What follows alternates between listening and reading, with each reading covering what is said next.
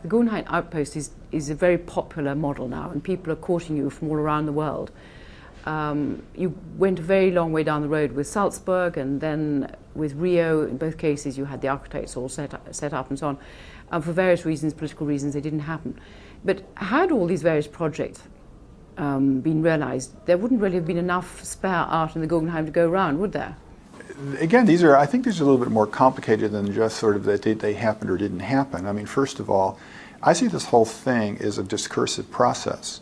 Whether or not it happens is a matter of circumstance that is way beyond my control, and it doesn't necessarily make it a bad decision to have gone through a whole process in Rio and not happen, because what it does is it sensitizes the region to a whole cluster of opportunities that sooner or later, whether they're going to happen locally and indigenously or whether they're going to do it through partnerships and association, will happen. I have no doubts about that. So to me, I mean, Rio was was hardly a failure. I mean, first of all, what we do is we develop a critical mass of potential, of excitement, and we show what can happen. We can show what the local and the traditional component of this is.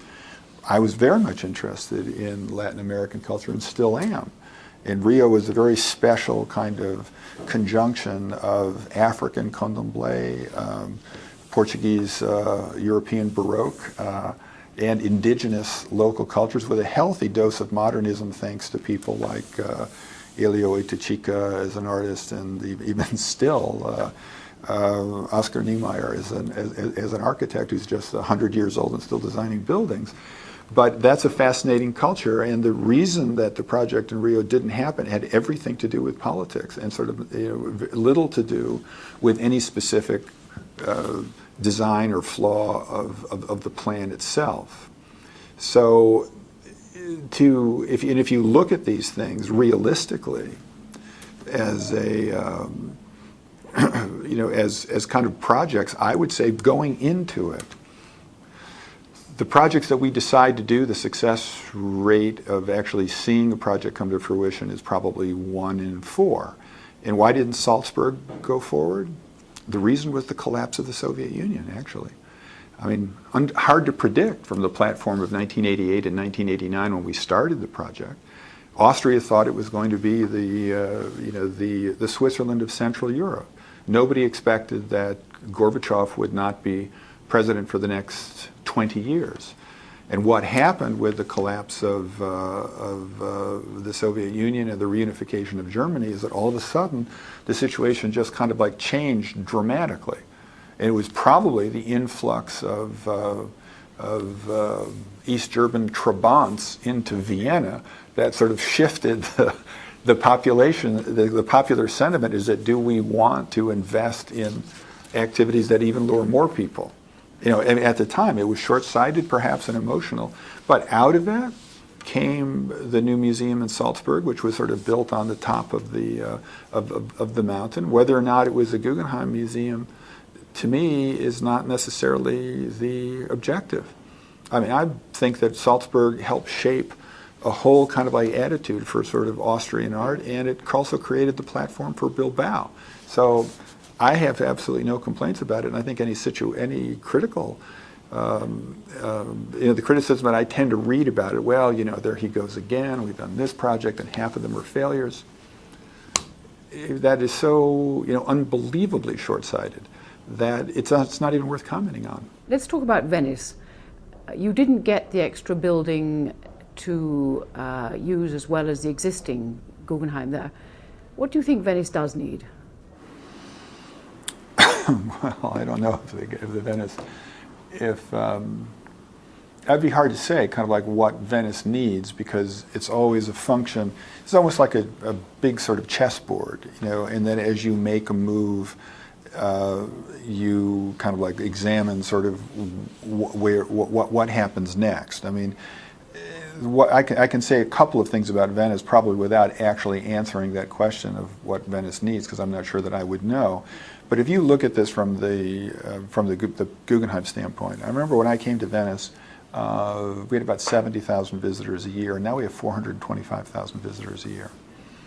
That's pretty significant from my standpoint.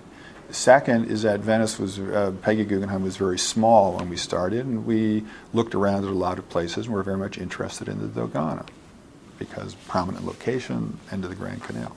All this started pre-Salzburg and sort of pre-Bilbao.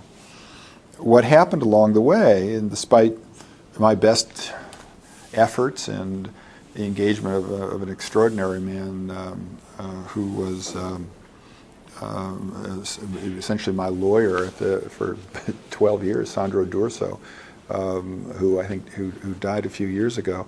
But we worked on a regular basis. The bureaucracy in Rome in a very positive way, ultimately to get control of the Dogana. I think what happened to a certain extent is that while not waiting only for that to resolve itself, we also were embarked on a strategy to acquire all of the properties that were adjacent to the Peggy Guggenheim collection. We were successful in this. Some we bought, some we leased long term, but we more than doubled the size of Peggy Guggenheim. We increased the program, we increased the permanent collection. We took advantage of, you might say, the rising awareness of the Guggenheim, which was a function both of New York and Bilbao and other places. And our audience and our program and our collection and our space built up significantly. So that the situation that existed at the end of, or the beginning of 2000, or the 21st century, was a little bit different than it was at the end of the 1980s when I first came to Venice in terms of the success of the institution. And we actually signed an agreement for the Dogana in 1999. I mean, with the Comune. Sort of what happened in the meantime was that various other things changed the sort of shape of what we were doing. Berlin became very successful for us. We embarked on this joint venture with the Kunsthistorisches Museum and the Hermitage. We built the Guggenheim Hermitage in Las Vegas. And we also then became aware that that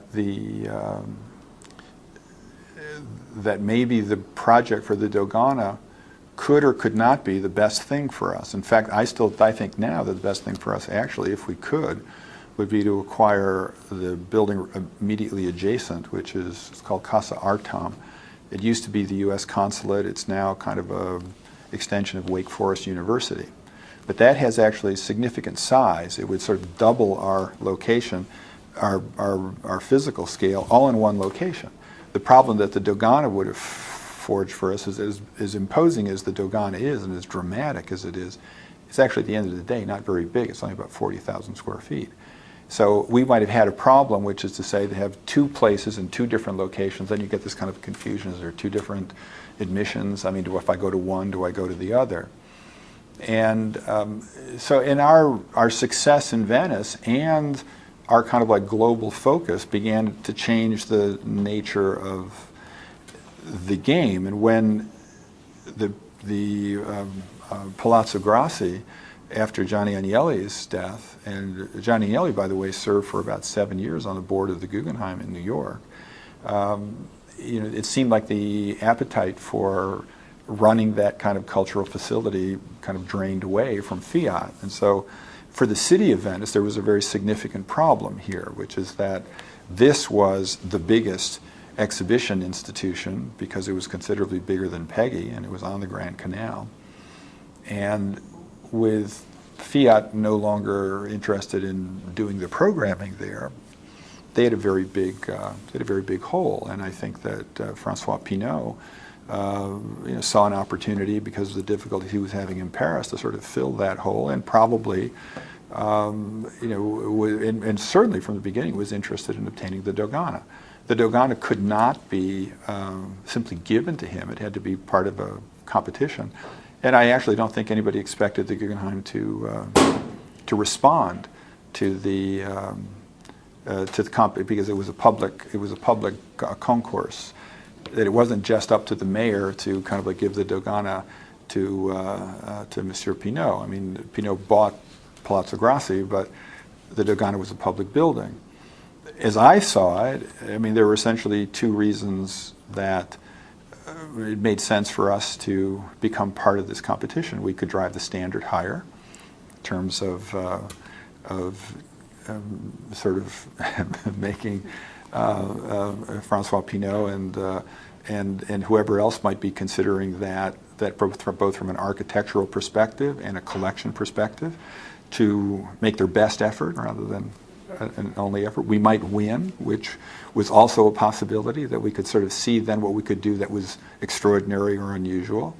I also felt a commitment to Sandro D'Urso, who worked so hard on it, because I thought it was almost like, you know, in the spirit of Sandro, this is something that we worked on for a long time. But I saw a series of opportunities in the situation and was not at all distressed that we didn't get it. I mean, in the sense that I think that what this will do, if you think about it for a second, and it was sort of puts the ball squarely in the Pinault camp, and with Jean-Jacques Ayagon, they made a series of strong commitments to Venice for programming, not just the Pinault collection, but to essentially begin to claim back part of the role of that Palazzo Grassi had played with historical exhibitions that were, you know, generators of big audience. And I think I also demonstrated by the seriousness of our proposal and the fact that we, you know, that we met the deadlines. They declared it a tie. We met the you know, they then kind of like had a runoff. It was a tie again, and then we had another runoff, you know, and finally it was, you know, in a very strict point system. It was 96 to the, you know, to Pinault and 95 to the Guggenheim out of a possible 100.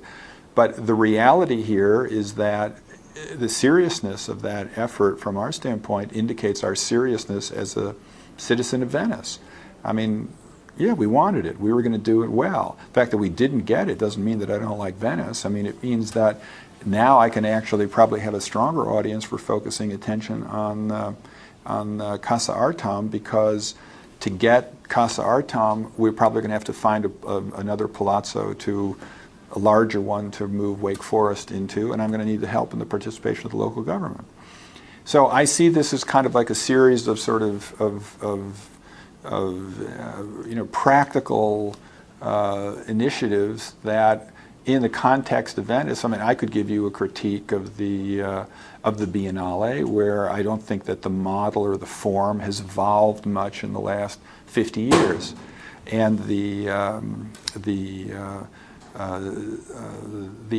way that the Biennale is organized with the kind of, you know, the national nation states circa 1935. I mean, there's no real kind of like platform or forum to make this, although they try from time to time, the proper global platform. And then you also have the issues of the Italian bureaucracy. I mean, it's kind of ludicrous that they didn't announce the director of the Architectural Biennale until last month or the month before that. I mean, less than, what, 8 months to prepare?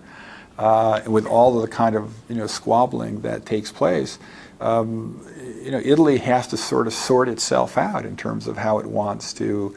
It just can't rely on the fact, and Venice in particular cannot rely on the fact that it's Venice, you know, and that everybody wants to go there, and they've got all of this, this sort of remarkable context of historical buildings in the Grand Canal, that to play in the competitive game of kind of world culture, that there's going to have to be a consistent policy that identifies the objectives and continues to raise the standard. So, you know, I can't shape that. I can certainly be an authentic player in it in Venice, and I think that we have. I mean, we have clearly invested in our own spaces, and we've expanded as much as we could. We've built our audience. I mean, I have to tell you, Venice is probably the best attended museum in the world on a per square foot basis, because we have a tiny little space and 425,000 visitors. To me, that's amazing. And this has been a very successful sort of small operation for us. So, and small is fine. I don't, you know, it doesn't need to be big. I mean, it's not about scale. It's about voice, and it's how you use your voice and how you organize your platform, and how you. And I'm sure that many people will disagree with, how I've kind of like used this platform from a curatorial perspective. But again, I think that from what I read occasionally, the criticism, I don't spend my time brooding about it very much or even reading most of it. It's easy to kind of caricature the Guggenheim as the institution that did, motorcycles and Armani. But my response to that would be, well, what about the other 290 exhibitions that have been organized since 1992, of which 92% have been based on what I would call our core collection competence? And who else in the world has our record of doing retrospective exhibitions? I mean, I don't think any other institution that I see of the majors has done what the Guggenheim has done, including the Museum of Modern Art and the Tate, from a standpoint of doing full-scale retrospectives of living artists, or even recently David Smith. I mean, some occasionally a dead artist. But if you look at our record and that basis, I think it's extraordinary. So I get caricatured as kind of motorcycles and Armani, but that's also part of it. I mean, it's part of being a little bit provocative is sometimes helpful.